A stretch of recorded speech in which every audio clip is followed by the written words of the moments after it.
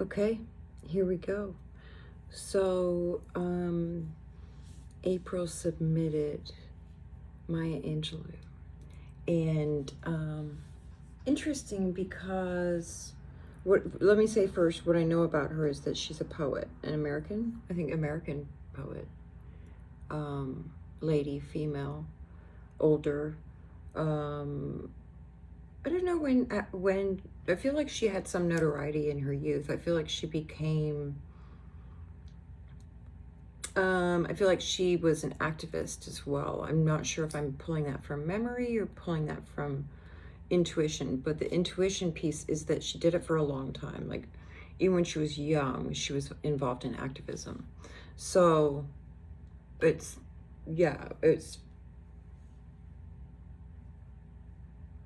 also the writing. She did the writing when she was young to sort stuff out. Okay. So I know very little about her, which is one of the reasons I chose her. And April submitted questions. I have them here in front of me. She's been coming through, very patient woman.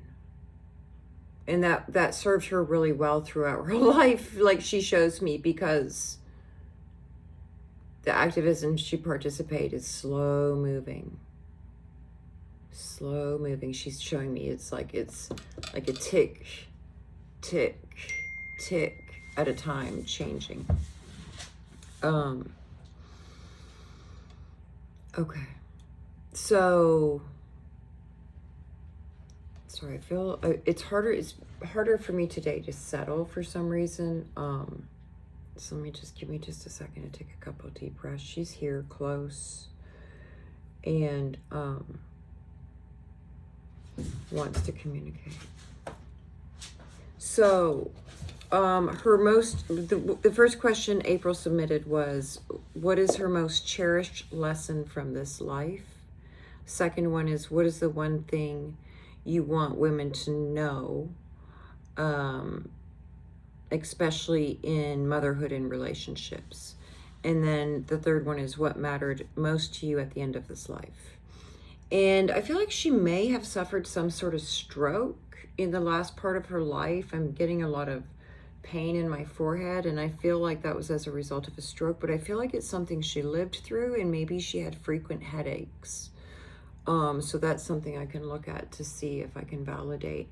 She keeps showing me a rocking chair, and I don't know why, but it feels like there's some significance to a rocking chair for her, and this might also be validation. Like she inherited this rocking chair or something. She keeps just rocking. Okay. The most cherished lesson from this life. Oh, patience. And she goes, because right away she took me to the tick, tick, tick. Change is slow. Change moves slowly, especially when the change is affecting the entire collective.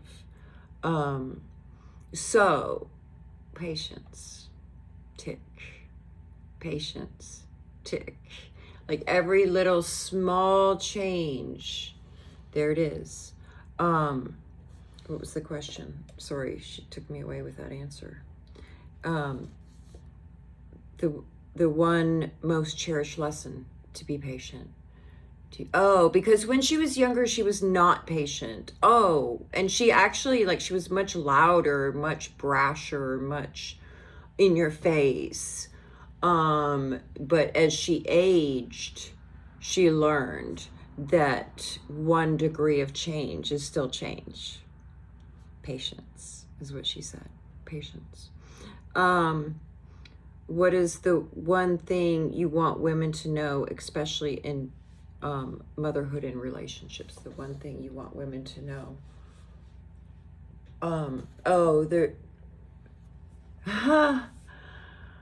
Child.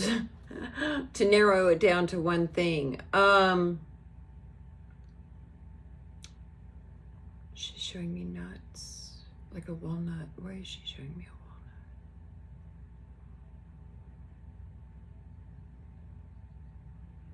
walnut? trust the seeds. Trust the seeds of your, what I heard was trust the seeds of your, trust the seeds of your, trust the seeds of your fruit and labor. You're always planting seeds and you're always sowing seeds. Always planting seeds. She's using a lot of garden references. Always planting seeds and sowing seeds. And she's literally showing me sowing in a garden. Like raking. Really slowly with no expectations. Oh, no expectations. No expectations. Just caring for earth. For the love of caring for earth, just caring for each other, for the love of caring for each other, no expectations. Oh my gosh. Yes. So yes, I feel it in my chest space in such a big way. Wow. Okay. So just caring for the sake of caring with no expectation. That's the one thing. Okay, wow, that was powerful for me. Let me read the question back. What is the one thing you want women to know, especially in motherhood and relationship? Oh, 100%. Yeah, your seeds will be sown. It's all about caring just for the joy of caring. Yeah. Yeah, I feel like I'm almost like giving you a reading, April. This feels so like for you, because she's literally like doing this to her heart with you around motherhood. So because you actually do that, you embody that, caring for just the sake of caring. So that's really special. Yeah, okay. What mattered most to you at the end of this life?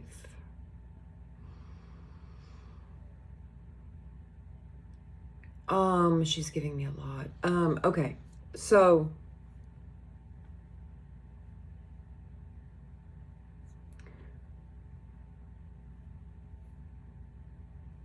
okay, there's so much. It's a little overwhelming. So peace, I keep hearing peace. She wanted peace. She didn't have peace in her. She didn't die in peace for some reason. She was in some turmoil. She makes me feel like the end of her life was turmoil. She makes me feel like she wanted to die in peace, but she felt like she was supposed to be here longer. Like it was really frustrating for her. Like she still felt like she had stuff to do and say and change. And, oh, she had amends to make. She did some things, participated in some things, did some things that she regrets. So she didn't die. What was the question?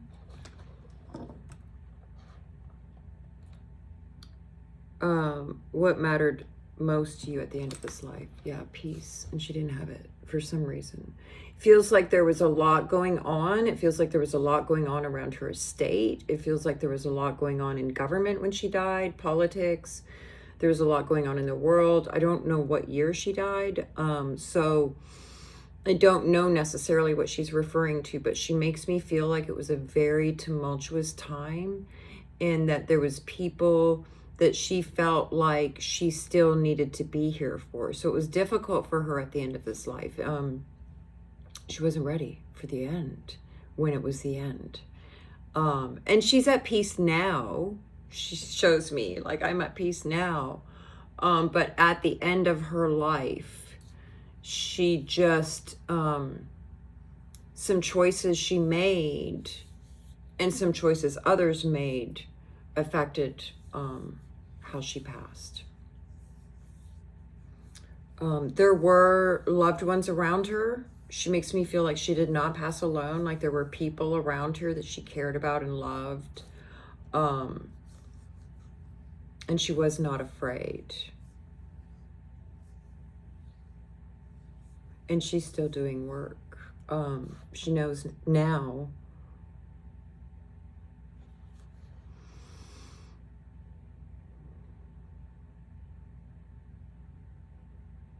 Yeah, she's taking me back to the mistakes in her life. And I want to say she got like in the early part of her life, she was very much into activism, very much into making a difference. And then it feels like some notoriety, or like she got bigger, right? And when she got bigger, it feels like not necessarily ego, but like she sort of got swept away in it, in the momentum of it, and even got caught up in some stuff she didn't necessarily want to get caught up in, pulled into. And she keeps taking me to a connection that she wished she wouldn't have made, that caused her some problems in her life.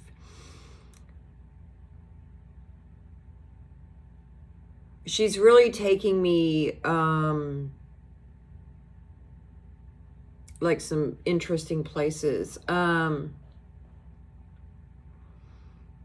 She's taking me, like, it feels like shadow work. It feels like I see like tunnels. Oh, do your shadow work. She didn't do enough shadow work. She should have done, there was shadow work to be done.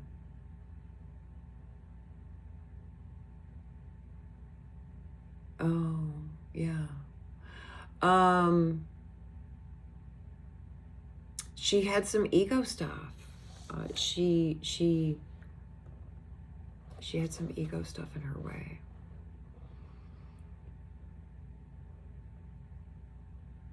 Her early years is where her truth lives. She shows me that her early years, I want to say like 35 and younger, is where she was raw and real and truthful. I don't know. Was she a writer then? I don't, but she's showing me she was. So, that's where her truth lives.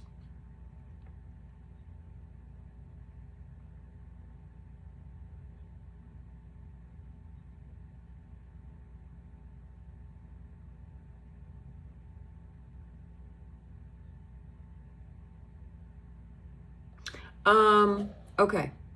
She's taken me on different trails. I'm having a really hard time following her. So I'm going to probably edit that part out. It really feels like kind of shadowy. Like she had kind of a shadowy end of life. And that's unfortunate. It's really unfortunate. The latter part of her life, or the second half of her life, feels like it was really a lot of different influences that she wasn't necessarily prepared to deal with. And then by the time she was prepared to deal with it, it was like she had all this water under the bridge kind of stuff.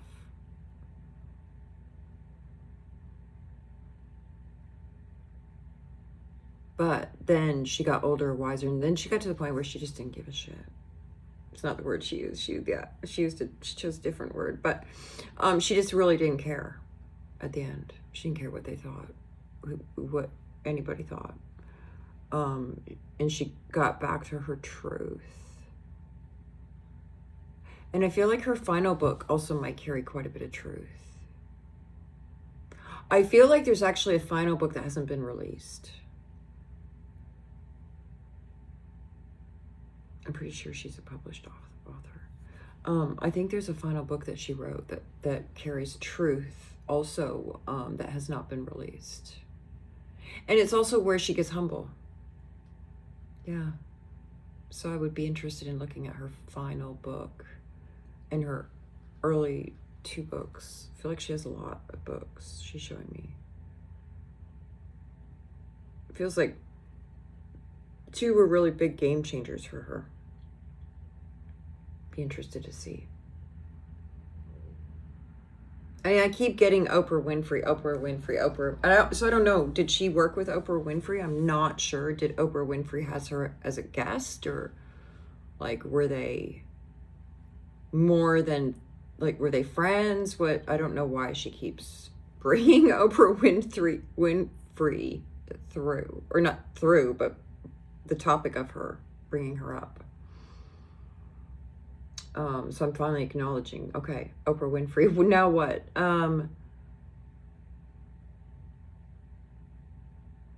Oh, yeah. Okay. So, yeah, I mean, there's stuff there. Shadowy stuff. Just like, yeah. You get to a certain level and things get a little weird. Things get a little weird. Anyway, okay.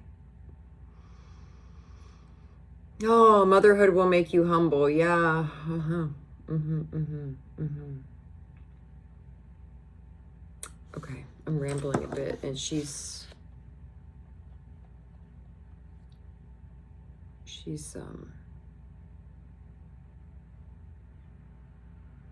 oh, she's circling around back around to your question. What is the most cherished lesson from this life? And when she was young, and struggling and living in her truth and speaking her truth and writing her truth and scratching and crawling to be discovered and get big and did it, like, that is where life is lived.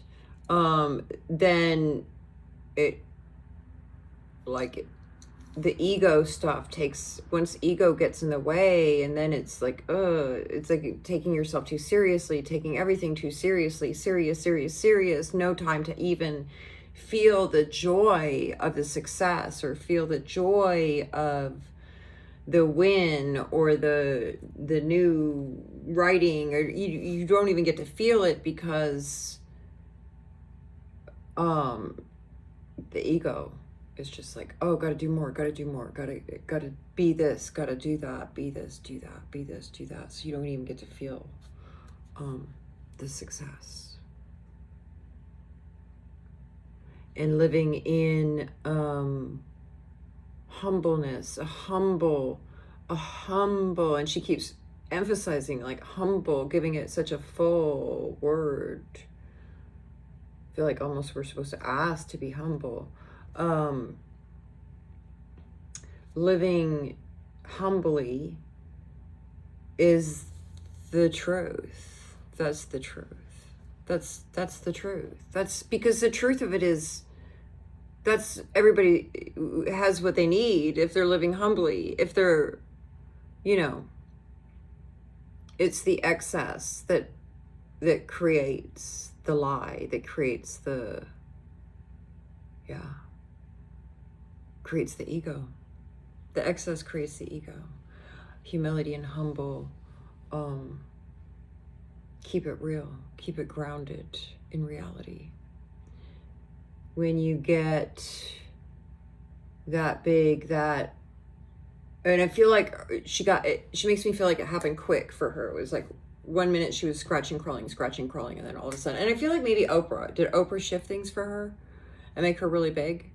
Because she keeps bringing Oprah to me, and I'm getting pain in my chest, like really kind of bad. So I feel like, did she have heart? Is that what heart stuff?